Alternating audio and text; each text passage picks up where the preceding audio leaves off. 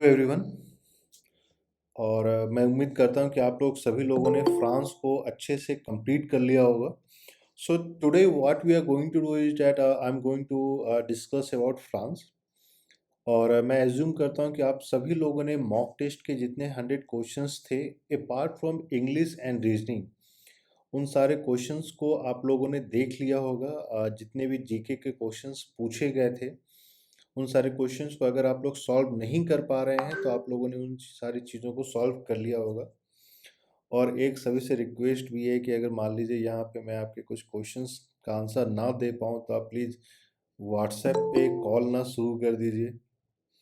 और ना ही मतलब व्हाट्सएप कॉल या कोई दूसरा कॉल, क्योंकि लास्ट टाइम कुछ लोग ऐसे भी थे जिन्होंने जूम के बदले उन लोगों ने व्हाट्सएप का वीडियो कॉल स्टार्ट कर दिया था। तो वो एक अलग ही समस्या होती है। ठीक है। तो अब आइए आज का जो फ्रांस का है, सबसे पहले हम लोग क्या करेंगे कि फ्रांस का ओवरव्यू एक हम लोग डिस्कस कर लेंगे कि फ्रांस में क्या क्या टॉपिक ऐसे हैं जो इम्पोर्टेंट है जिसको हम लोगों को देखना है। उसके बाद आज जो है हम लोग थोड़ा सा क्वेश्चन को भी डिस्कस कर लेंगे जो मॉक टेस्ट के क्वेश्चन है। और अगर आप लोगों के सामने क्वेश्चन नहीं है तो कोई बात नहीं है, मैं पीडीएफ जो है आपके ड्राइव में आज ही ऐड कर दूंगा। रशिया का भी ऐड कर दूंगा और फ्रांस का भी ऐड कर दिया जाएगा। So do not worry about कि आप लोग परेशान हो रहे हैं कि मेरे पास क्वेश्चन नहीं है। तो सबसे पहले स्टार्ट करते हैं आज से कि फ्रांस के बारे में हम लोगों को क्या क्या देखना है। अगर पीडीएफ में आप लोगों ने देखा होगा, और तो मैं एज्यूम करता हूँ कि जो प्रीवियस ईयर क्वेश्चन पेपर का जो वीडियो हम लोगों ने आप लोगों के साथ जो शेयर किया है वो आप लोगों ने देख लिया होगा। अगर ऐसे कोई हैं जिन्होंने प्रीवियस ईयर क्वेश्चन पेपर नहीं देखा है तो प्लीज़ उसको हम लोग वीडियो फॉर्म में भी दिए हैं और उसका पीडीएफ भी आज अपलोड कर देंगे। तो उसको आप लोग देख लीजिएगा। और दूसरा एक जो इम्पोर्टेंट है कि प्रीवियस ईयर क्यों इम्पोर्टेंट हो जाता है किसी भी टॉपिक को स्टार्ट करने से पहले, या फिर मान लीजिए हम किसी भी टॉपिक को पढ़ रहे हैं तो क्यों इम्पोर्टेंट हो जाता है। तो एक चीज़ आप लोग हमेशा ध्यान रखिएगा कि कभी भी आप किसी भी टॉपिक को उठा रहे हैं, किसी भी कंट्रीज़ को आप उठा रहे हैं, तो बार-बार उसके प्रीवियस ईयर क्वेश्चन पेपर को देखिए, क्योंकि ये इम्पोर्टेंट है कि टॉपिक वाइज़ वो किस तरीके से वैरी करता है। जो मैंने आपको बताया था कि रशिया में किस तरीके से क्वेश्चंस पूछे जाते हैं और वो फ्रांस में किस तरीके से क्वेश्चंस पूछे जाते हैं, तो इनके पैटर्न में थोड़ा-सा चेंज हो जाता है। तो उस पैटर्न को समझना इम्पोर्टेंट है।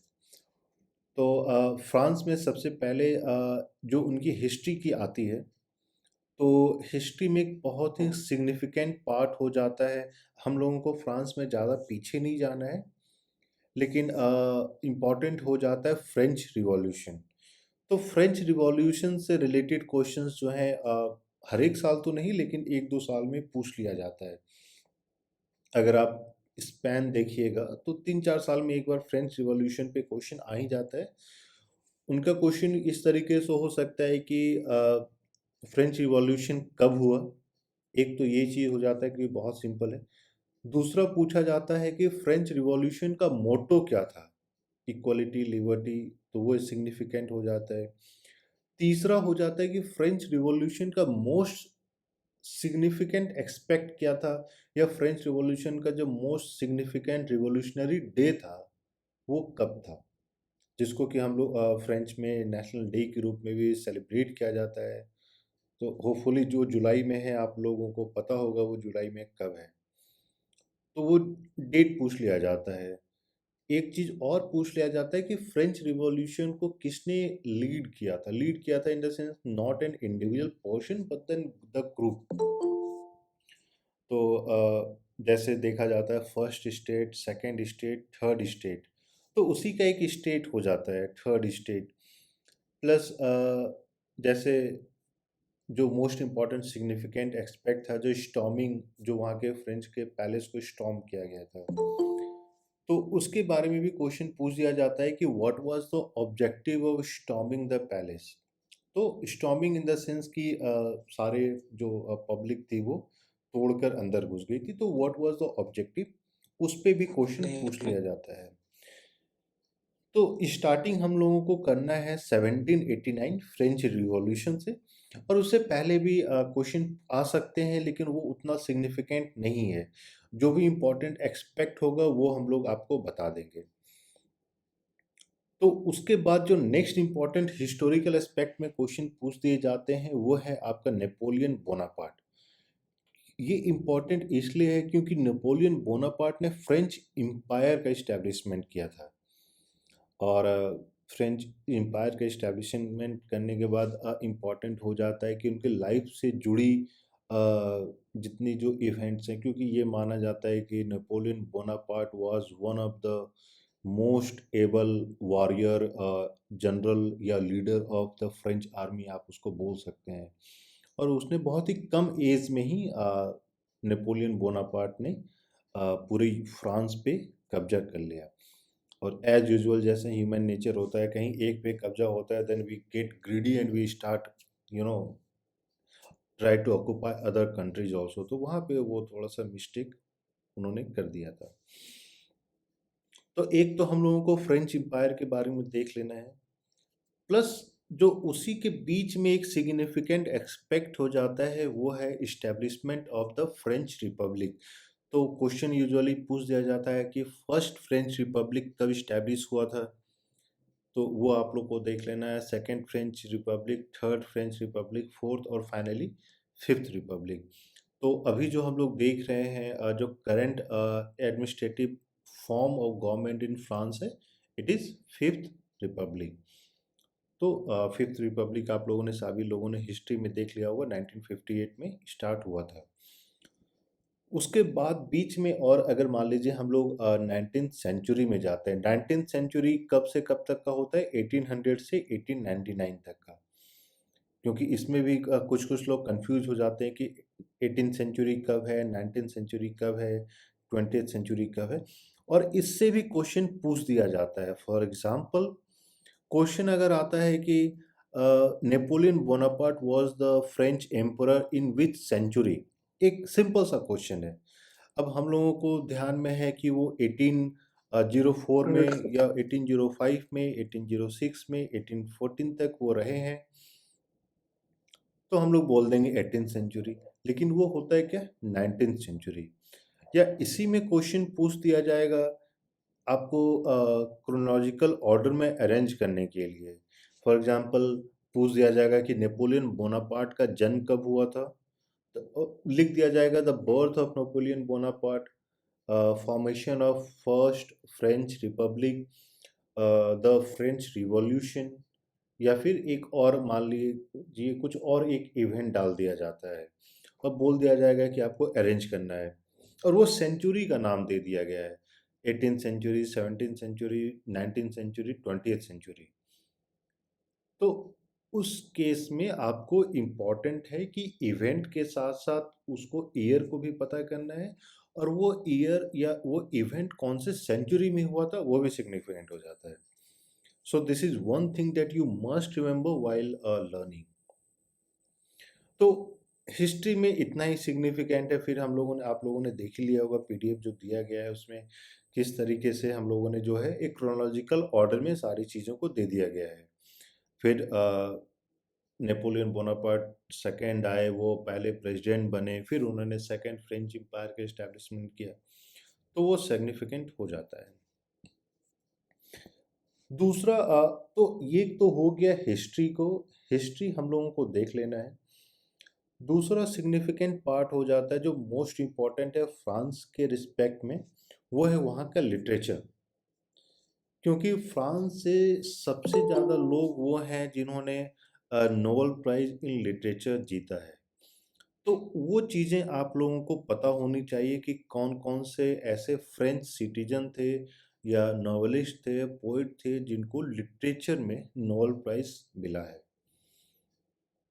उसके साथ साथ ही फ्रांस का रिच हिस्ट्री है in terms of buildings, architecture की अगर हम लोग बात करते हैं, चाहे वो पेरिस है, वो या लियोन है, जो भी है, उनका एक सिग्निफिकेंट एक्सपेक्ट रहा है।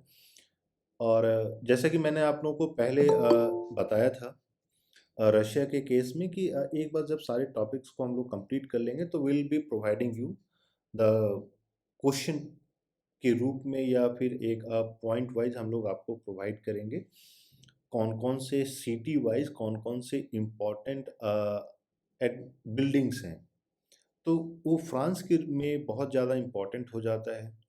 यूजुअली आप हर एक साल देखिएगा कि फ्रांस के लिटरेचर से एक दो क्वेश्चन आता ही आता है।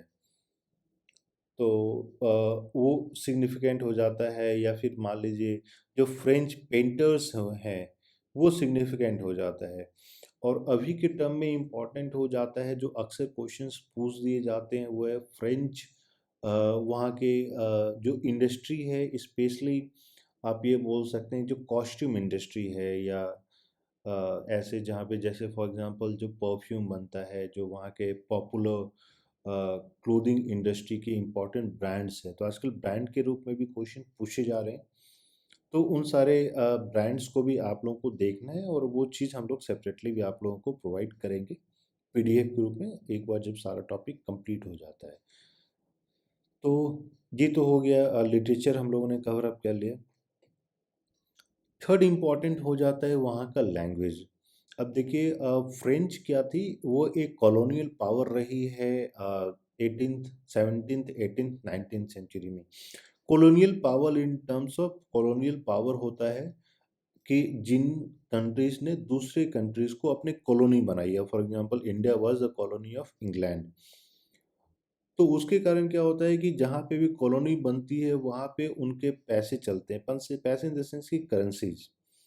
तो उन सारे कौन कौन से कंट्रीज में कौन कौन सी करेंसी चल रही है वो भी इम्पोर्टेंट हो जाता है, जिसको आप लोगों को देखना है। इसके बाद इम्पोर्टेंट हो जाता है फ्रांस का ज्योग्राफी।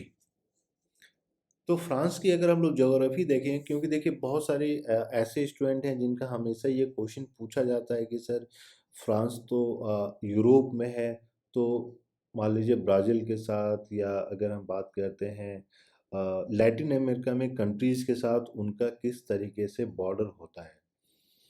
तो आप लोगों ने अगर पीडीएफ में क्लियरली देखा होगा, देखिए क्वेश्चन दो तरीके से पूछे जा सकते हैं। एक तो हो जाता है कि यूरोपियन या फिर फ्रेंच मेट्रोपॉलिटन। तो होता क्या है कि अगर फ्रांस की हम लोग बात करें in terms of mainland France, तो मेनलैंड फ्रांस है आपका यूरोप में। लेकिन अगर वहीं बात करते हैं हम लोग फ्रांस को, तो फ्रांस का अभी भी एक ओवरसीज टेरिटरी है जिसको हम लोग फ्रेंच गुनिया के नाम से जानते हैं। तो वो ओवरसीज टेरिटरी कहाँ पे लोकेटेड है? लैटिन अमेरिका में। तो इसलिए वहाँ पे सूरीनाम के साथ या नीदरलैंड के साथ उनका जो है बॉर्डर है। तो ये इम्पॉर्टेंट है जिसको कि आप लोग को देखना है। जो नेक्स्ट इम्पॉर्टेंट अगर मान लीजिए हम लोग देखते हैं तो वो है in terms of sports. Sports में दो सिग्निफिकेंट हो जाता है, एक है आपका ओलंपिक्स और दूसरा हो जाता है फुटबॉल। और अगर हम लोग तीसरी मोर सिग्निफिकेंट की बात करते हैं तो वो हो जाता है टेनिस।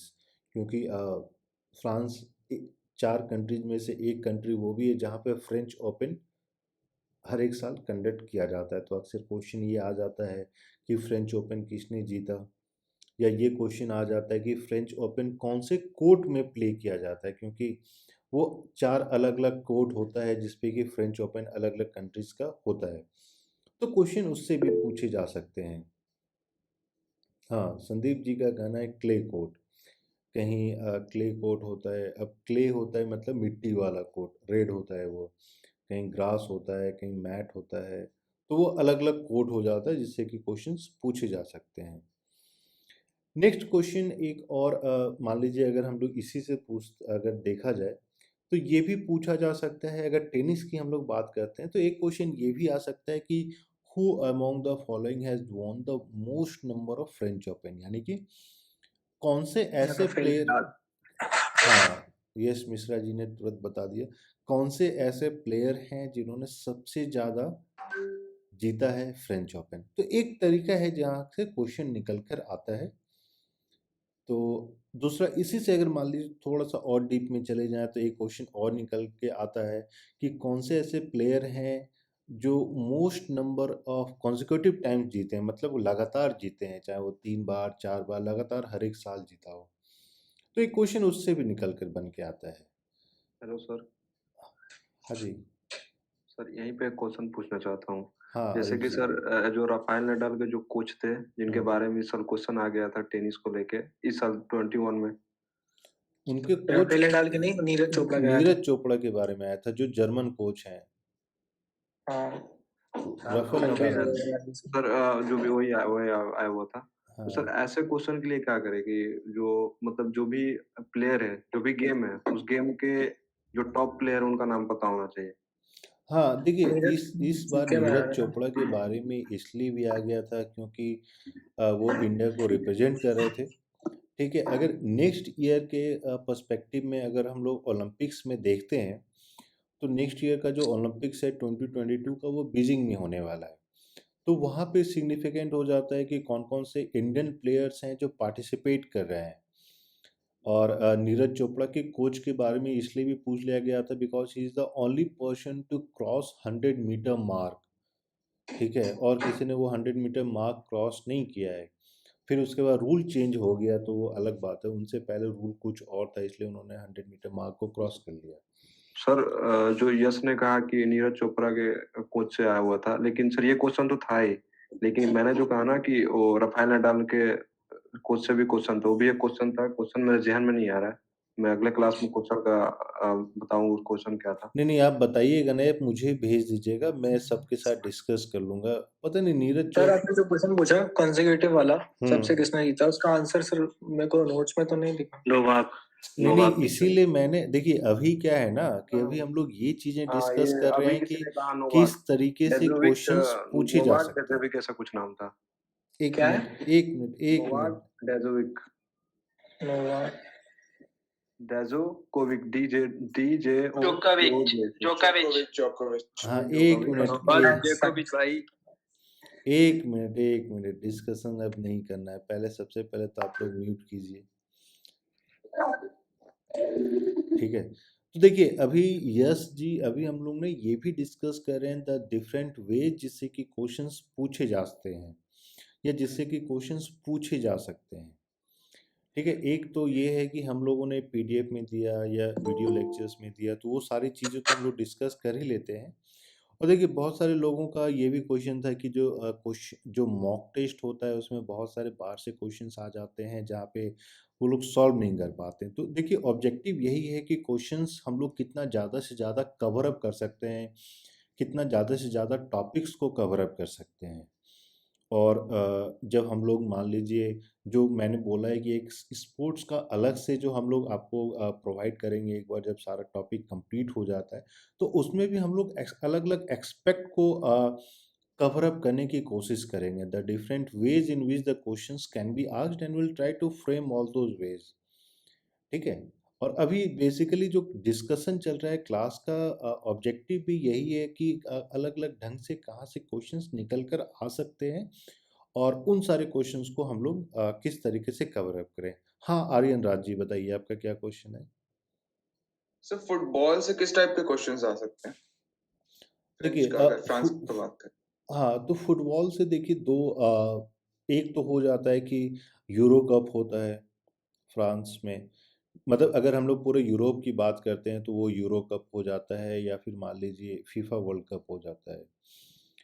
तो अगर अगर सिर्फ हम लोग फुटबॉल की बात करते हैं, तो वो या तो ये भी पूछ सकते हैं कि मान लीजिए फ्रांस के फुटबॉल कोच का नाम क्या है। वो या ये भी पूछ सकते हैं कि फ्रांस के फुटबॉल कैप्टन का नाम क्या है। वो ये भी पूछ सकते हैं कि फ्रांस के गोलकीपर का नाम क्या है। अ, देखिए, ना पूछें पूछें, लेकिन हम लोगों को उस चीज़ के लिए प्रिपेयर्ड रहना है। ठीक है, प्लस ये भी पूछ सकते हैं कि फ्रांस कितनी बार जीता है, जैसे इस बार क्वेश्चन आ गया था कि जर्मनी ने कितनी बार वो फीफा वर्ल्ड कप जीता है। वो ये भी पूछ सकते हैं कि फ्रांस ने किनको हराया है वर्ल्ड कप जीतने के लिए। वो ये भी पूछ सकते हैं कि फ्रांस ने पहली बार फीफा वर्ल्ड कप कब जीता था। तो ये अलग अलग टाइप के क्वेश्चंस हैं। ठीक है, तो और सर जो ओवरसीज टेरिटरी के बारे में जो आप बात कर रहे थे, तो सर फ्रेंच गुआना तो सर ओवरसीज बॉर्डरी फ्रांस का हो जाता, फ्रांस का हो जाता है फ्रांस का, लेकिन सर ये नीदरलैंड कैसे होती है समझ नहीं आता। क्या? जैसे कि जो भी ओवरसीज टेरिटरी है फ्रांस की, जो फ्रेंच गुआना जो लैटिन अमेरिका में, वो तो है फ्रांस का ओवरसीज टेरिटरी, लेकिन सर जो ये नीदरलैंड है ये कैसे है, ये समझ। नीदरलैंड का भी मैंने बताया था ना आपको कि नीदरलैंड का भी टेरिटरी है आपका लैटिन अमेरिका में। सर आप पहले तो मुझे ये बता दीजिए, कंफ्यूजन है कि ओवरसीज का मतलब होता ही क्या है। देखिए, ओवरसीज का मतलब हो जाता है जहाँ पे वो दूसरे आप कॉन्टिनेंट बोल सकते हैं। फॉर एग्जांपल, अगर हम लोग बात करें, जैसे पहले ईस्ट पाकिस्तान था, वेस्ट पाकिस्तान था, अब ईस्ट पाकिस्तान बांग्लादेश हो गया। लेकिन ईस्ट पाकिस्तान अगर पाकिस्तान के कंट्रोल में है तो सवाल अब ये आ सकता है ना कि पाकिस्तान तो वेस्ट में है, तो वो म्यांमार का बॉर्डर कैसे हो गया? तो बांग्लादेश जो है वो पाकिस्तान का लाइक ओवरसीज टेरिटरी हो जाता है बेसिकली, जो दूसरे कॉन्टिनेंट में हो जाता है। ठीक है। तो सर नीदरलैंड तो सर यूरोप में ही है ना। हाँ, नीदरलैंड यूरोप में है, लेकिन नीदरलैंड का भी ओवरसीज टेरिटरी आपका लैटिन अमेरिका में है, इसलिए। लेकिन सर नोट में ये था कि ओवरसीज बॉर्डर ऑफ फ्रांस, जिसमें 3 कंट्रीज के नाम थी, एक आपका हम्म ब्राजील, दूसरा हम्म सूरीनेम, तीसरा हम्म नीदरलैंड। हम्म तो आप एक ब्राजील बार सूरीनेम चेक, तो समझ में आ रहा है। क्या इसमें क्या नहीं समझ में आ रहा है आपको? मतलब जैसे कि ओवरसीज बॉर्डर, जहाँ ज्योग्राफी का बॉर्डर वाला सेक्शन में हम्म लिखा था ओवरसीज, हम्म फ्रांस का ओवरसीज जो बॉर्डर है वो हम्म 3 कंट्रीज का नाम था उसमें, ब्राजील, हम्म सूरीनेम और नीदरलैंड। हम्म तो ब्राजील और सूरीनेम तो लैटिन अमेरिका में है, हम्म तो नीदरलैंड ऑलरेडी यूरोप में ही है, तो उसका ओवरसीज बॉर्डर कैसे हो जाएगा जब। अरे, नीदरलैंड का भी जो ओवरसीज टेरिटरी है वो लैटिन अमेरिका में है। मान लीजिए इन केस कि इंडिया का होता, या मान लीजिए इंग्लैंड का कॉलोनी होता ब्राज़ील, तो फ्रांस के साथ उसका लैंड बॉर्डर उसके साथ भी हो जाता ना, इंग्लैंड के साथ। सर कहने का मतलब है कि अगर इसका ओवरसीज बॉर्डर और उसका ओवरसीज बॉर्डर दोनों मैच कर रहे थे, इसका भी मतलब बॉर्डर हो सकता है उसमें। ठीक है। हाँ संदीप जी, संदीप जी का भी यही क्वेश्चन था। निशांत दुबे जी सर मैं पूछिए उसको आपका। बता रहा था। अच्छा अच्छा। अ, निशांत, आपका कुछ क्वेश्चन था, एक क्वेश्चन पूछ। Yes sir. Sir national sport of France क्या है? देखिए नेशनल, देखिए स्पोर्ट्स में बहुत सारे लोगों को जैसे कंफ्यूजन हो रहा है। एक होता है पॉपुलर स्पोर्ट्स, ठीक है, यस सर। एक होता है नेशनल स्पोर्ट्स। यस और सर। बहुत बार हम लोग जो है ना पॉपुलर स्पोर्ट्स और नेशनल स्पोर्ट्स में कंफ्यूज कर जाते हैं। फॉर एग्जांपल, अगर हम लोग इंडिया की बात करते हैं तो इंडिया का नेशनल स्पोर्ट्स क्या है? सर कुछ नहीं है, हॉकी भी हॉकी। नहीं है actually. Hockey sir. Sir nothing, hockey है। एक्चुअली हॉकी भी नथिंग, नहीं है हॉकी सर। कुछ भी नहीं है। कुछ भी नहीं है। ऑफिशियली हॉकी नहीं है, ऑफिशियली नहीं है। पहले हॉकी इंडिया था। का कोई भी नेशनल स्पोर्ट्स नहीं है। इंडिया में पहले कंसीडर करा था हॉकी को रखा जाएगा, फिर बाद में उसको क्योंकि पॉपुलैरिटी कम हो गई तो हटा दिया गया कंसिडरेशन। अब अगर इसीलिए मान लीजिए क्वेश्चन आ जाता है कि national sports of India suppose कीजिए, तो उसमें सभी लोगों को क्या आंसर कीजिएगा आप लोग? Hockey sir. None of the above. None of the above. None of the above answer नहीं रहा तो तो सर हॉकी। तो हॉकी, अगर हॉकी रहा तो। हॉकी। लेकिन अगर जैसे यश जी ने कहा कि क्योंकि हॉकी पॉपुलर नहीं था इसलिए उसको हटा दिया गया, अभी सबसे ज्यादा पॉपुलर आपका क्रिकेट हो जाता है। क्रिकेट है। ठीक है, तो यही सेम यही चीज हो जाती है। बहुत सारे ऐसे कंट्रीज है जहाँ पे ऑफिशियल चीजें डिक्लेयर नहीं की गई है। ठीक है, सर जैसे जैसे क्वेश्चन आएगा sir national sport of France, तो क्या हम लोग आंसर देना पड़ेगा? आपने तो टेनिस लिखा है लेकिन गूगल पर तो फुटबॉल बता रहा है। हाँ, football is more like a popular, लेकिन वहाँ का जो आप ये बोल सकते हैं जो नेशनल स्पोर्ट्स है वो टेनिस ही है तो पॉपुलर। टेनिस जैसे आंसर देना पड़ेगा सर। हाँ, जैसे इंडिया के केस में क्रिकेट हो जाता है, वैसे ही वहाँ, और इनफैक्ट नॉट ओनली फ्रांस, पूरे यूरोप में फुटबॉल जो है ना सबसे मोस्ट पॉपुलर स्पोर्ट्स है। तो इसलिए Yes, लेकिन yes. नेशनल स्पोर्ट्स अगर आता है फ्रांस का तो वो टेनिस ही डालिएगा। ठीक है। Okay sir, thank you. आगे बढ़े हम लोग। तो Yes, sir. हाँ, अब म्यूट करके यस सर नहीं करना है, म्यूट कर लीजिए। तो ये कन्फ्यूजन होपफुली क्लियर हो गया, चाहे वो ओवरसीज टेरिटरी का हो या फिर मान लीजिए नेशनल स्पोर्ट्स का हो। तो हम लोग बातें कर रहे थे कि अगर मान लीजिए स्पोर्ट्स से क्वेश्चन आता है, जैसे इस बार क्वेश्चन आ भी गया था स्पोर्ट्स से कि यूरो कप का जो गोल्डन बूट है वो किनको मिला था। क्वेश्चन ये भी पूछा जा सकता है कि यूरो कप में सबसे ज़्यादा गोल किस प्लेयर ने स्कोर किया था। क्वेश्चन ये भी पूछा जा सकता है कि कौन सी विनिंग टीम थी या कौन सी रनर अप टीम थी। सो होता क्या है कि एक इवेंट के अराउंड जितने भी क्वेश्चंस निकल के आते हैं उन सारे क्वेश्चंस को हम लोग को एकम्युलेट कर लेना है। एक टॉपिक के अराउंड जो भी इंफॉर्मेशन निकल के आती है, इंफॉर्मेशन इन द सेंस कि जैसे मैंने बोला यूरो कप, तो यूरो कप के बारे में देख लेना है कि कौन कौन सी कंट्रीज हैं जो खेलती है। अब देखिए इसमें कुछ ऐसी भी कंट्रीज हैं जो यूरोपियन यूनियन में या तो नहीं है वो, या फिर वो यूरोपियन कॉन्टिनेंट में नहीं है, लेकिन अगर पार्टिसिपेट करती है तो उसके बारे में क्वेश्चन पूछा जाता है। तो दो तरीके से क्वेश्चन पूछा जाता है, या तो कोई एक्सेप्शन हो या फिर कोई पॉपुलर हो। अगर मैं इसका एग्जांपल दूं तो जो नीरज चोपड़ा के कोच के बारे में जब क्वेश्चन पूछा गया था तो वो एक एक्सेप्शन थे। एक्सेप्शन क्या थे? एक्सेप्शन उसमें ये था कि ही इज़ द ओनली पर्सन जिन्होंने 100 मीटर से ज़्यादा जेवलिन को थ्रो किया है, तो इसलिए वो एक्सेप्शन पे क्वेश्चन पूछ दिया गया। लेकिन वहीं जब पूछा गया कि यूरो कप का गोल्डन बूट किसने जीता है, तो वो एक पॉपुलर इंफॉर्मेशन था जिससे क्वेश्चंस निकल कर आता है। तो इन दोनों रूल को आपको याद रखना है कि एक्सेप्शन रूल भी होना चाहिए और पॉपुलर रूल भी होना चाहिए। तो जब हम लोगों ने डिस्कस किया कि सबसे ज़्यादा फ्रेंच ओपन टेनिस में किसने जीता है, एक पॉपुलर चीज़ हो जाती है या फिर ये एक्सेप्शन चीज़ हो जाती है, दोनों हो जाता है। तो इस तरीके से आपको हर एक टॉपिक में उनके पॉइंट्स को निकाल लेना है कि कौन कौन से ऐसे क्वेश्चंस हैं जहाँ से हम लोगों को कवर अप करना है। ठीक है? सर हाँ। सर ये जो आप बोल रहे हो कि जैसे कुछ भी अगर टॉपिक मिल रहा है, फॉर एग्जांपल फुटबॉल मिला, तो फुटबॉल के जो भी मतलब मेजर जिसने गोल्स किए हैं और जो रिकॉर्ड्स हैं उसको मतलब रखना चाहिए। सर ऐसे नोट्स हम लोग खुद रिसर्च करें या फिर आप नोट्स प्रोवाइड करेंगे उसका? देखिए प्रोवाइड तो हम भी करेंगे, आप रिसर्च कीजिएगा तो आपको याद करने में, रिकॉल करने में ना ज़्यादा आसानी होती है। ठीक। ठीक है?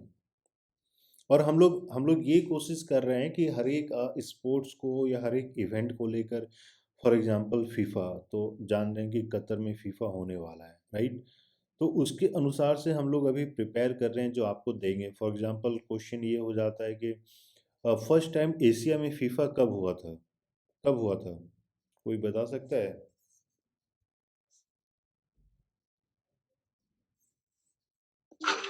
नहीं सर, याद तो नहीं आ रहा है। लास्ट टाइम मैंने जापान एंड साउथ कोरिया में हुआ था 19, एग्जैक्ट याद नहीं है।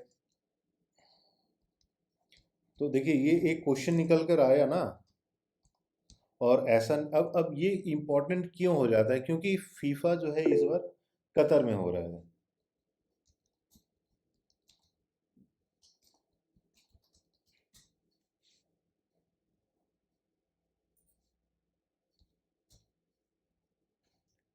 था 1938 में था आई थिंक।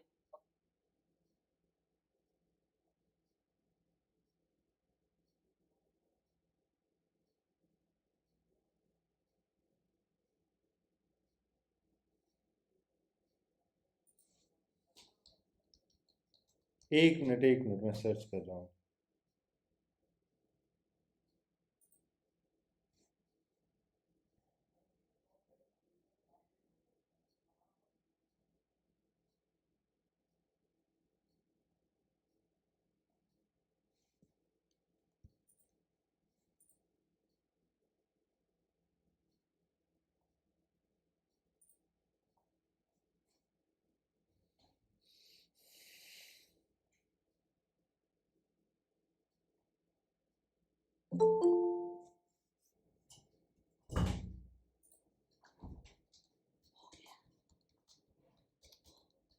एक मिनट अभी मैं चेक कर लेता हूँ। ठीक है? तो जैसे मैंने आपको बताया कि इस तरीके के क्वेश्चंस भी पूछे जाते हैं और पूछे जा सकते हैं, तो हम लोगों को थोड़ा सा ध्यान देना पड़ेगा। ठीक है।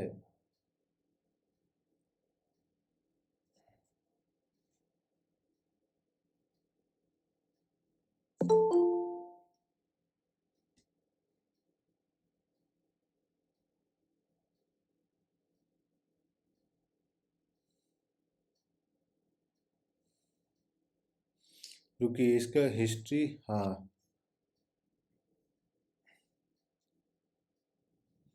फर्स्ट 1954 सितंबर का कोरिया।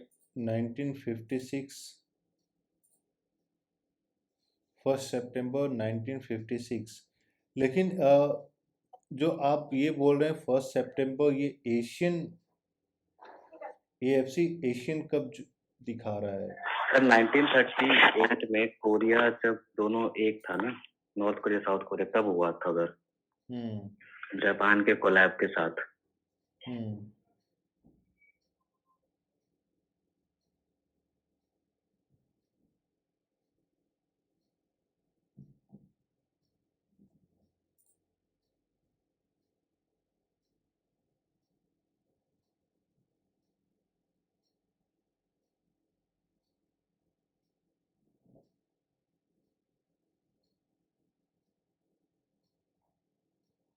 चलिए, तो ये चीज मैं आप लोगों को बता दूंगा कि कब कब। सर मैंने सर्च करा तो वहाँ 2002 दिखा रहा है सर। एक मिनट 2000 और साउथ कोरिया में। एक मिनट 2002 में जॉइंटली ऑर्गेनाइज किया गया था Japan and south Korea. Yes sir वही मैं देख रहा हूँ अभी। हाँ, तो आप 2002 में ज्वाइंटली ऑर्गेनाइज किया गया था जापान एंड साउथ कोरिया। तो देखिए, एक क्वेश्चन निकल कर आ सकता है ना। ये मैंने ये नहीं बोला कि इससे क्वेश्चन पूछा ही जाएगा, लेकिन जो ऑब्जेक्टिव था डिस्कशन करने का कि किस तरीके से क्वेश्चंस निकल कर आ सकते हैं, और उन सारे क्वेश्चंस को हम लोगों को देखना है। 2018 का कब ऑर्गेनाइज हुआ था, कहाँ पे? फ्रांस में सर। फ्रांस में। फ्रांस जीता था सर, जर्मनी में शायद। देखिए, अब शायद शुरू हो गया। फ्रांस में फ्रांस जीता था, इतना याद है। नहीं मुझे फ्रांस याद जीता था, क्रोएशिया हारा था, लेकिन ये नहीं पता। सर बेल्जियम में हुआ था। रशिया को किसी को याद नहीं है, रशिया।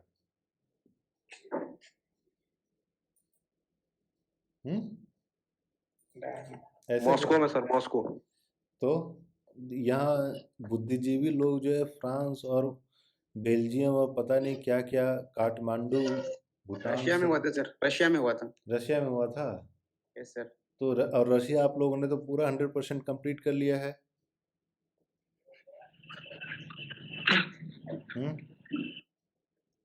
मतलब 2 दिन होता नहीं है रशिया कंप्लीट किए हुए, प्लस सब जो है मिलावटी हो गया।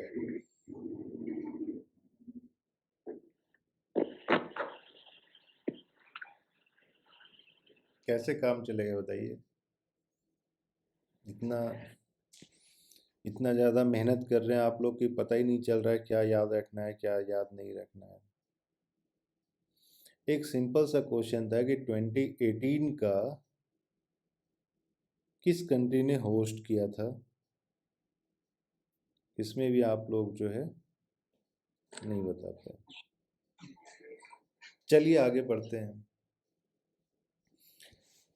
सो जो हम लोग डिस्कस कर रहे थे, जो फ्रांस के बारे में जो हम लोग को सिग्निफिकेंट चीज़ देखनी है। अब देखिए, इस बार जैसे एक क्वेश्चन पूछ लिया गया था। अब देखिए, जो नोट्स हम लोग ने आप लोगों को प्रोवाइड किया उसमें स्ट्रक्चरली एक एक करके सारी चीज़ें आप लोगों को दे दी गई है। ये नोट्स को तो आप लोग अच्छे से देखते हैं, मैं उम्मीद करता हूँ देखते ही होंगे। और अब जैसे इस बार एक क्वेश्चन पूछ दिया गया था कि 100 ईयर वार को किसने लीड किया था। अब कुछ स्टूडेंट ऐसे थे जिन्होंने फ्रांस के नोट्स को बहुत अच्छे से देखा था। कुछ ऐसे स्टूडेंट थे जिनने बहुत अच्छे से भी देख लिया था, लेकिन उसमें भी वो फ्रांस का जब ये क्वेश्चन आया, उन लोगों ने इसका आंसर नहीं दे पाया।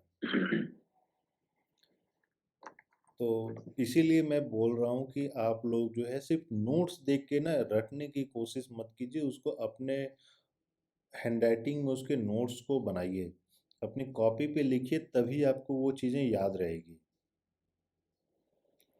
ठीक है। और जो जो मैंने आपको बताया कि किस तरीके से हम लोगों को इन्फॉर्मेशन निकाल कर उस पर काम करना है। तो एक बार जो है फ्रांस का हिस्ट्री, ज्योग्राफी, ये सारी चीज़ें आपने देख ही ली है।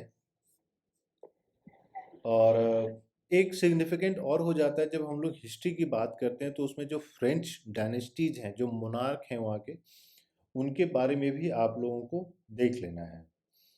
प्लस दूसरा ये है कि फ्रांस में अलग अलग टाइम पे अलग अलग वहाँ के कैपिटल सिटीज़ रही है, तो वो कैपिटल सिटीज़ कब कब कौन कौन सी थी वो आप लोगों को देख लेना है। ठीक है। और बाकी फ्रेंच के केस में वहाँ की जो स्क्रिप्ट है उतनी ज़्यादा सिग्निफिकेंट नहीं है, क्योंकि फ्रेंच जो है लैटिन स्क्रिप्ट भी यूज़ करते हैं, तो वो सिग्निफिकेंट नहीं है।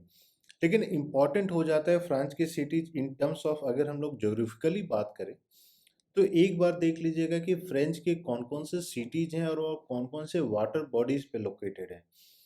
Water bodies in terms of, जैसे आप सबसे पहले तो ये देख लीजिएगा कि फ्रांस का बॉर्डर जो है, जो वाटर बॉर्डर है, water border in the sense कि मान लीजिए समुद्र के साथ या सी के साथ, तो वो कौन कौन से साइड में कौन कौन सा सी है, या मान लीजिए स्ट्रेट है, तो वो कौन कौन सा है उसको देख लीजिएगा।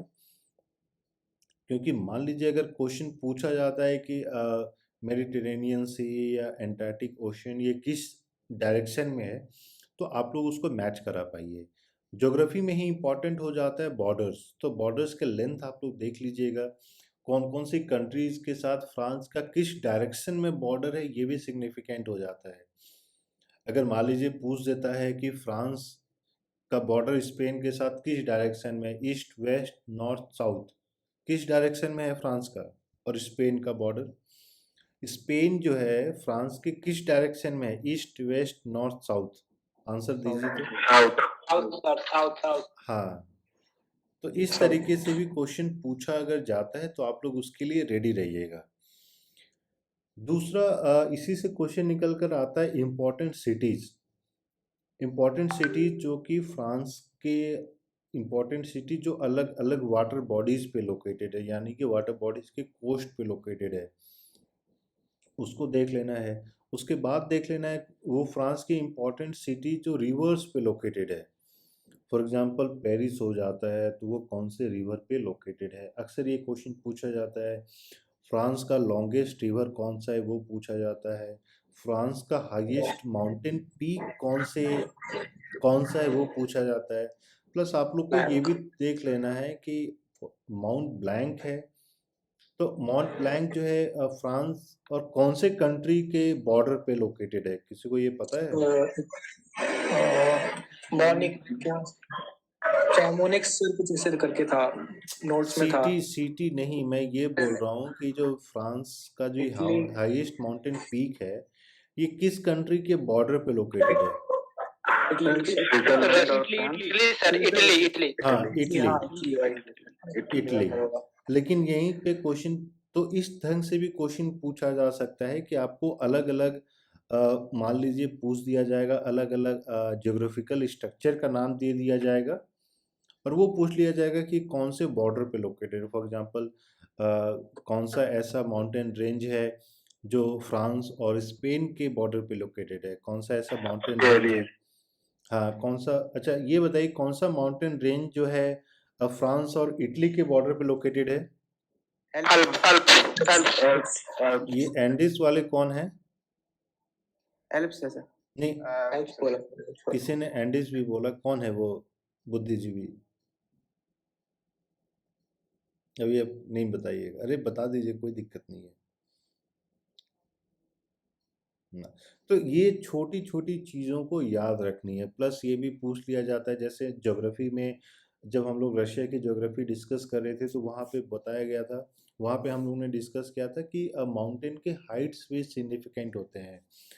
फॉर एग्जांपल माउंट ब्लैंक का नाम दे दिया जाएगा या माउंट एवरेस्ट का या अलग अलग कंट्रीज के अलग अलग माउंटेन्स का, और वो बोल दिया जाएगा कि according to the height increasing order या डिक्रीजिंग ऑर्डर में अरेंज करना है।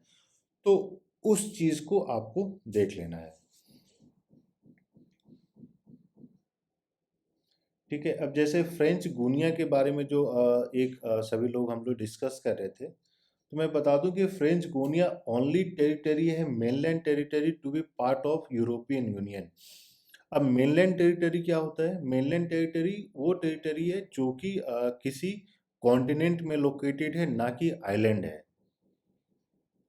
तो ये चीज़ सिग्निफिकेंट हो जाता है। अगर मान लीजिए जैसे अगर हम लोग बात करते हैं मॉरिशस का, तो मॉरिशस एक आइलैंड है, वो मेनलैंड टेरिटरी में नहीं आता है। तो वो चीज़ का डिफरेंस याद रखना है। इम्पॉर्टेंट रिवर्स, लॉन्गेस्ट रिवर्स आप लोग को देख ही लेना है। नेक्स्ट इम्पॉर्टेंट हो जाता है इन टर्म्स ऑफ, अगर मान लीजिए हम लोग साइंटिफिक डिस्कवरी की बात करते हैं या फ्रेंच साइंटिस्ट की बात करते हैं, तो जो नोबेल प्राइज विनर्स हैं उसको भी आप लोग थोड़ा सा देख लीजिएगा। ठीक है। मैं उम्मीद, हाँ, फ्रेंच का यार मूवीज के जो डायरेक्टर्स होते हैं या सिंगर्स होते हैं वो उतने ज़्यादा सिग्निफिकेंट नहीं होते, लेकिन पूछ दिया जा सकता है। तो इस बार कोशिश ये करना है कि अगर आप लोग नेटफ्लिक्स नहीं देखते हैं तो देखना शुरू कर दीजिए। क्लासेस मत अटेंड कीजिएगा, मॉक टेस्ट नहीं दीजिएगा, नेटफ्लिक्स देख लीजिएगा। वहाँ पे सारी फ्रेंच मूवीज़ हैं। कम से कम एक क्वेश्चन तो जेएनयू के द्वारा अगर पूछा जाता है तो उसको आंसर आप लोग कर पाइएगा। और फाइनली अगर मान लीजिए अब हम लोग मॉक टेस्ट पे आते हैं, तो मॉक टेस्ट में कोई एक ऐसा क्वेश्चन था जिसमें लोगों को डिफ़िकल्टी हुई थी? मतलब आप लोग को बताना नहीं है, आप मुझे मैसेज में इधर डाल दीजिएगा, मैं पढ़ लूँगा। मैसेज में मुझे कर दीजिए कोई ऐसा क्वेश्चन जहाँ पे आप लोगों को डिफ़िकल्टी हुई है। मनीष जी सर, में बताइए कौन से क्वेश्चन में आपको डिफ़िकल्टी हुई है? अच्छा, उससे पहले मैं बता दूं कि देखिए मॉक टेस्ट हम लोग जब भी कंडक्ट करेंगे तो उसमें ना एक दो क्वेश्चंस ऐसे होंगे जो कि प्रीवियस टॉपिक से वो कवर अप किए हुए होंगे। उसका एक पर्पस ये है कि आप जब नया टॉपिक पढ़ें तो आप प्रीवियस टॉपिक को भूल नहीं जाइए। तो उस चीज़ को थोड़ा सा ध्यान में रखना है। ऐसा नहीं कि जैसे कि मैंने अभी पूछ लिया आप लोगों से कि लास्ट टाइम ओलंपिक्स कौन सी कंट्री ने होस्ट किया था, तो एक वो डिस्कशन हो जाता है तो आप लोगों को पता चल जाएगा कि लास्ट जो हम लोग ने टॉपिक कंप्लीट किया है उसका भी थोड़ा सा रिवीजन हो जाता है। सर एक क्वेश्चन है मेरा मॉक टेस्ट से। Sir which of the following cities is located at the confluence of Rhone and Saone? Sir इसका मतलब? कॉन्फ्लुएंस मतलब होता है दो चीज़ों का जहाँ ज्वाइंट होता है, मिलन होता है। फॉर एग्जांपल अगर हम लोग इंडिया की बात करते हैं तो कौन सा ऐसा सिटी है जहाँ पे अलकनंदा एंड भागीरथी जो दो रिवर है वो मिलता है? तो उसी तरीके से क्वेश्चन पूछा जाता है। तो थोड़ा एक्सप्लेन करके बताइए ना अच्छे से। जैसे दो रिवर्स मान लीजिए जहाँ पे भी मिलते हैं, ठीक है, उस चीज़ को, जैसे एक होता है ना कि ट्रिब्यूटरीज होते हैं या एक होता है दो इक्वली इम्पोर्टेंट रिवर्स होते हैं जो मिलते हैं। फॉर एग्जांपल बांग्लादेश में गंगा ब्रह्मपुत्र अगर कहीं जाके एक रिवर बन जाता है तो उस जगह वो कॉन्फ्लुएंस हो जाता है। ये एक ज्योग्राफिकल टर्म है।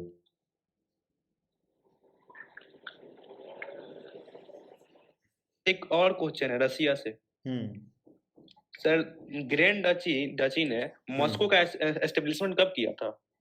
ग्रैंड डची मॉस्को का एस्टेब्लिशमेंट यार बहुत पहले हो गया है। ग्रैंड डची तो आपका लेटर पीरियड में हुआ है ना। सर आपने नोट्स में लिखा है 1283 हिस्ट्री में लिखे हैं आपने, और मॉस्को एक अलग से सेपरेट बनाया है आप, उसमें लिखे हैं आप 1147 आई थिंक। हाँ, तो जब हम लोग ग्रैंड डची की बात करते हैं ना तो उन्होंने मॉस्को को एज ए कैपिटल बनाया, समझे? लेकिन मॉस्को का एस्टेब्लिशमेंट बहुत पहले हो गया था।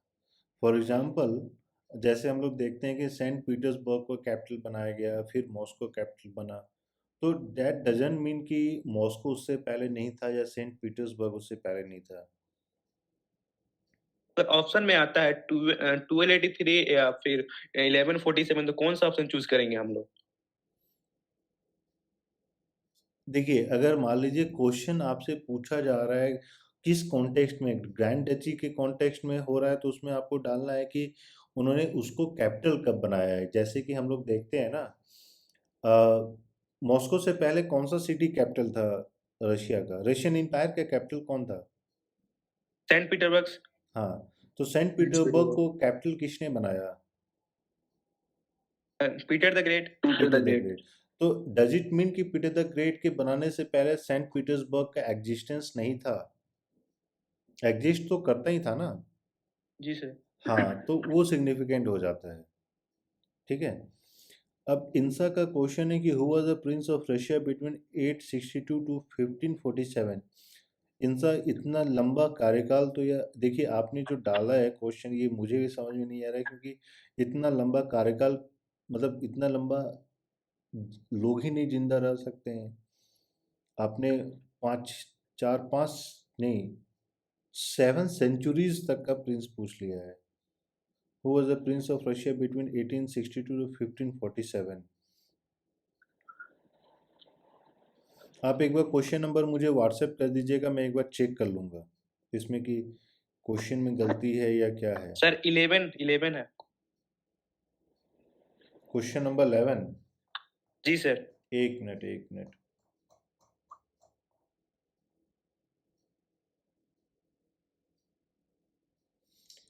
अब यहाँ क्वेश्चन है कि which of the following was not the princes of Russia to rule between.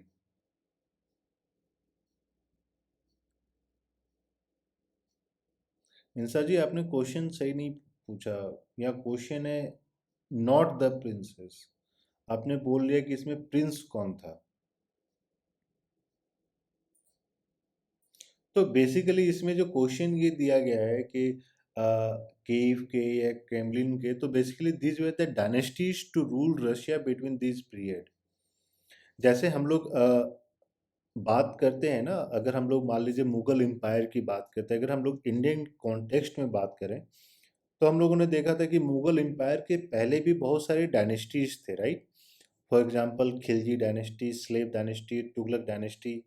तो वो डायनेस्टीज हो जाती हैं टू रूल इंडिया, जिन्होंने इंडिया पे, और फिर अलग से आ जाता है Mughal dynasty. Mughal dynasty was were the descendants of Mongol. तो ये अलग अलग डायनेस्टीज हो जाती है। तो वैसे ही ये क्वेश्चन पूछा गया था रिगार्डिंग द डायनेस्टीज,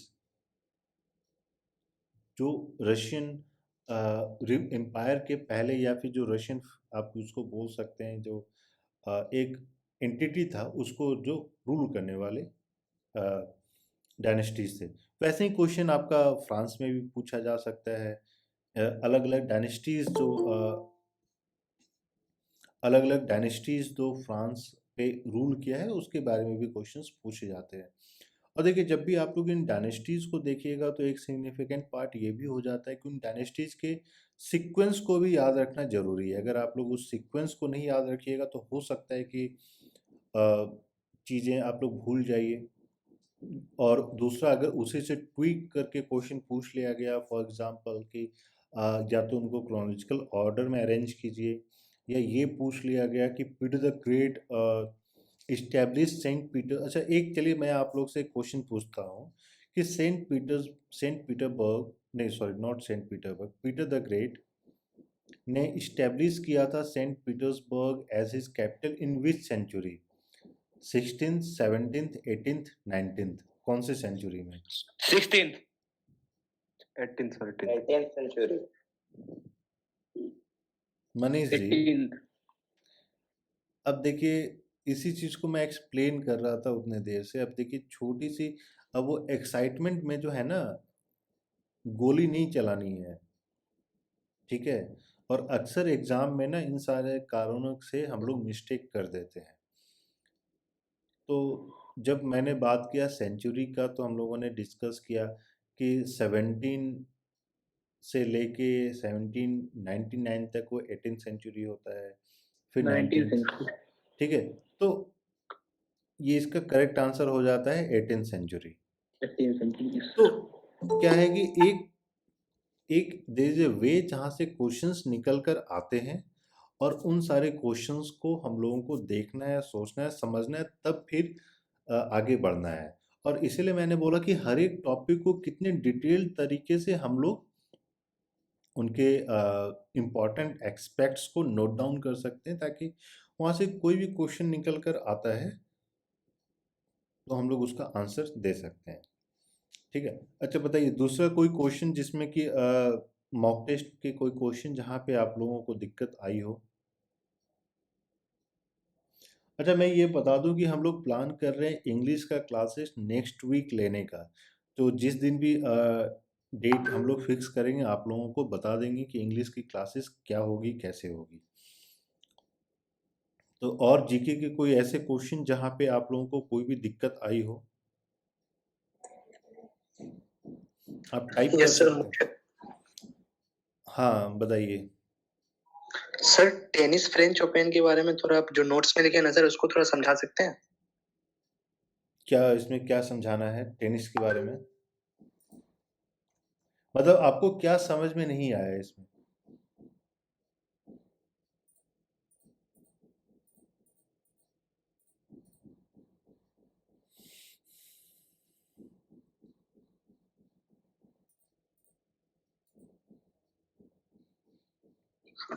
सर एक क्वेश्चन और था कि यूनेस्को क्रिएटिव सिटीज नेटवर्क से, इसमें तो यूनेस्को का साइट मैंने पढ़ा था कि फ्रांस में इतना है हर कंट्री का, बट सर आपके टॉपिक का नाम है sir UNESCO creative cities network.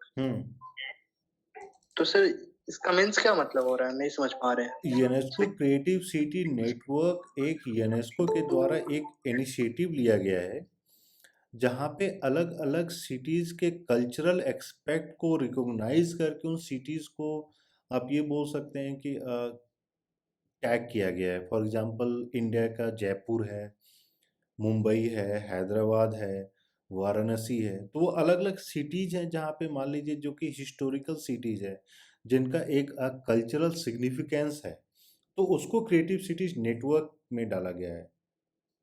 तो वो वर्ल्ड हेरिटेज साइट डिफरेंट है, क्रिएटिव सिटीज नेटवर्क दूसरा चीज़ है। ये अलग अलग दोनों अलग अलग चीज़ें हैं, इन दोनों को मिक्स नहीं कीजिएगा।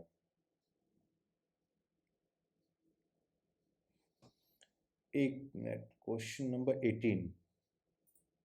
हाँ, क्वेश्चन नंबर 18 ये था कि arrange the following in correct sequence: national assembly, legislative assembly, national constituent assembly. So इस क्वेश्चन में ये पूछा गया था कि इन सारे जो नेशनल असेंबली या फिर उनके जो पार्लियामेंट्री सिस्टम किस तरीके से इस्टेब्लिश हुई थी उसको बताना है। फॉर एग्जांपल नेशनल असेंबली का इस्टेब्लिशमेंट ईयर है, लेजिस्लेटिव असेंबली का इस्टेब्लिशमेंट ईयर है, तो उस हिसाब से आपको बताना था। अच्छा इसी से जैसे इंसान ने एक क्वेश्चन पूछा, मैं आपको बता दूं, इंडिया का जो कॉन्स्टिट्यूशन बनाया गया था, कॉन्स्टिट्यूशन बनाने का रिस्पॉन्सिबिलिटी जो है कौन सी असेंबली को दिया गया था? इंडियन कॉन्स्टिट्यूशन को डिस्कस, डेवलप एंड अडॉप्ट करने का रिस्पॉन्सिबिलिटी, हाँ, constituent assembly. So this constituent assembly का जो फॉर्मेशन हुआ था, this was on the basis of French constituent assembly या लेजिस्लेटिव असेंबली आप इसको बोल सकते हैं।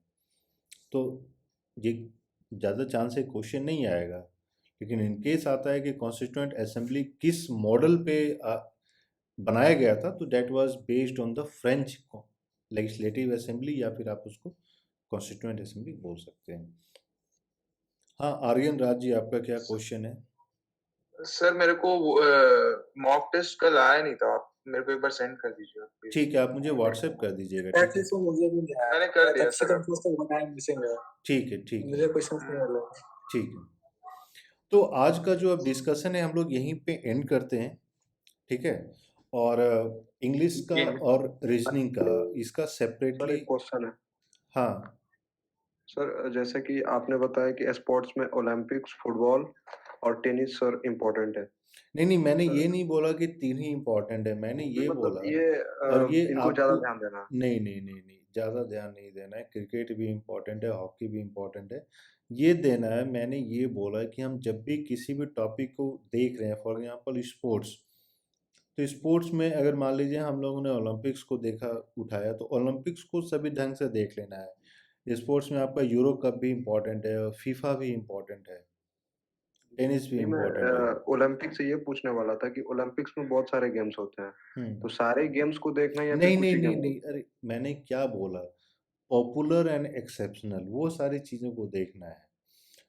ये इम्पोर्टेंट हो जाता है कि मान लीजिए जितने कंट्रीज़ को हम लोग पढ़ रहे हैं, उस कंट्रीज़ में अगर ऑर्गेनाइज होने वाली है, इम्पोर्टेंट हो जाता है।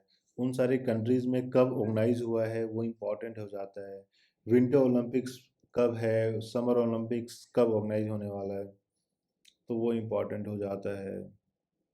अच्छा, आप ये लोग सब तो ऑलरेडी नोट्स में होते ही हैं। हाँ, तो ऑलरेडी होते हैं। इसी के अलावा आपके पास फॉर एग्जांपल बीजिंग के बाद नेक्स्ट विंटर ओलंपिक्स कहाँ ऑर्गेनाइज होने वाला है? सर ये नहीं पता। फ्रांस। फ्रांस में। और 2024 का ओलंपिक्स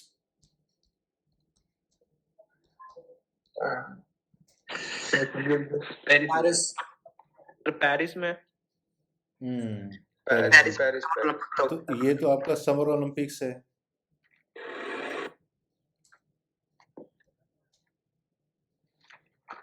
हम्म 2026 का विंटर ओलंपिक्स कहाँ ऑर्गेनाइज होने वाला है, ये बताइए ना। मैंने नेक्स्ट बीजिंग। अरे भाई साहब, सर ये नहीं पता। इटली। अच्छा, बीजिंग तो 2022 में ऑर्गेनाइज होने वाला है ना। सर विंटर ओलंपिक्स हर 2 इयर्स पे होता है, इसका मतलब सर हाँ, विंटर ओलंपिक्स जो है सर वो हर 2 इयर्स पे होता है क्या? अरे नहीं भाई, विंटर ओलंपिक्स 4 साल पे होता है, 22 के बाद 26 पे होगा। ओके ओके, 22 में होगा, फिर 24 26। हाँ। Okay sir. तो अब देखिए, ये सिंपल सा क्वेश्चन है ना, तो इस तरीके से हम लोग को चीजें देख लेनी है, ठीक है। मतलब कि सर अपकमिंग के बारे में पता होना हाँ, चाहिए। अपकमिंग के बारे में पता कर लीजिएगा, लास्ट कब हुआ है, या जो भी कंट्रीज को हम लोग पढ़ रहे हैं, तो उन लोगों ने कब कब ऑर्गेनाइज किया है उसको देख लेना है। प्लस अब जैसे मान लीजिए टोक्यो सिग्निफिकेंट हो जाता है, क्योंकि ये इसी साल ऑर्गेनाइज किया गया था, तो वहाँ पूछा जा सकता है कि कौन से कंट्री ने सबसे ज़्यादा गोल्ड जीता, ये सिग्निफिकेंट हो जाता है, ठीक है। या जैसे कि इंडिया ने हॉकी में ब्रॉन्ज जीता है, तो वो सिग्निफिकेंट हो जाता है कि आपसे बोल दिया जाएगा कि इनके इंडियन हॉकी टीम के कैप्टन कौन है, ठीक है। तो ये सारी चीज़ें इम्पोर्टेंट हो जाती है। सर ऐसे भी क्वेश्चन आ सकता है क्या, जैसे कि लंदन ने सर 3 बार समर ओलंपिक्स उसने हेल्ड किया था, तो सर उसको ये टाइटल मिला है, और 24 के बाद से सर फ्रांस भी 3 हेल्ड कर देगा, तो उसे भी ये टाइटल मिलेगा। और भी कोई कंट्री होगा तो उसे ये टाइटल मिले, तो उसको भी ध्यान में रखना। हाँ, तो ऐसे ही इंफॉर्मेशन को आप जितना निकाल सकते हैं उसको निकालना है, ठीक है। तो आज का सेशन जो है ना, अब यहीं पे समाप्त करते हैं।